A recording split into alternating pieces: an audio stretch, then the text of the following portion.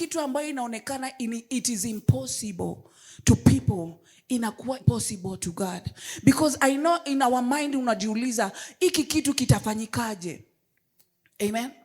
I know kuna zile situation uko nayo ambayo unasema hakuna mtu anaweza kuweza hili. Hakuna mtu anaweza kunitoa hapa. Na labda hata umeshaona mwangaza lakini bado hauamini. Lakini malaika akamwambia usiogope. Amen. Kwa maana umepewa neema na uwezo wa Roho Mtakatifu utakuwa juu yako. Kwamba mimba ambayo utabeba itakuwa ya neema, kwamba utazaa kama mwanamke wengine. Itakuwa jambo la neema. Amen. Kwamba Mungu ni neema gani ametupatia asubuhi ya leo. Kwamba kuna jambo ambayo ameweka kwako kama ujauzito, ambayo si ujauzito wa kawaida kama watu wengine. Ni kitu ambacho ni kikubwa, ambayo wakati utakacho kizaa, ambacho kitakachotoka, kila mtu atajiuliza kilifanyikaje. Bwana Yesu asifiwe.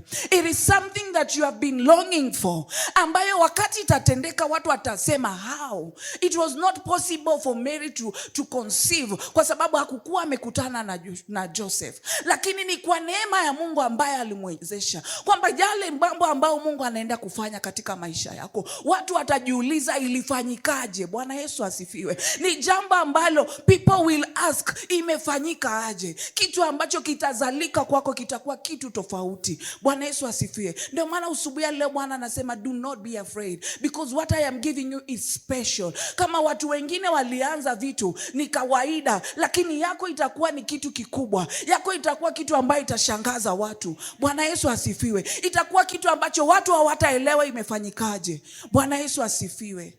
I can feel the presence of the Lord. Na Bwana anasema kwamba usiogope. Kile ambacho ninaenda kukupatia ni kikubwa.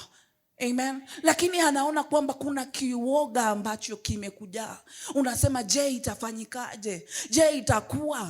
Je, itakuwaje? Lakini ninakupatia uhakikisho kwamba usiogope, kwa maana Mungu amefanya. Usiogope kwa sababu Bwana amefungua. Sio mwanadamu, ni Mungu. Sio mwanadamu. Malaika ndio alimkujia Maria, si mtu yoyote. Akamwambia Bwana amekuonea huruma. Bwana Yesu asifiwe.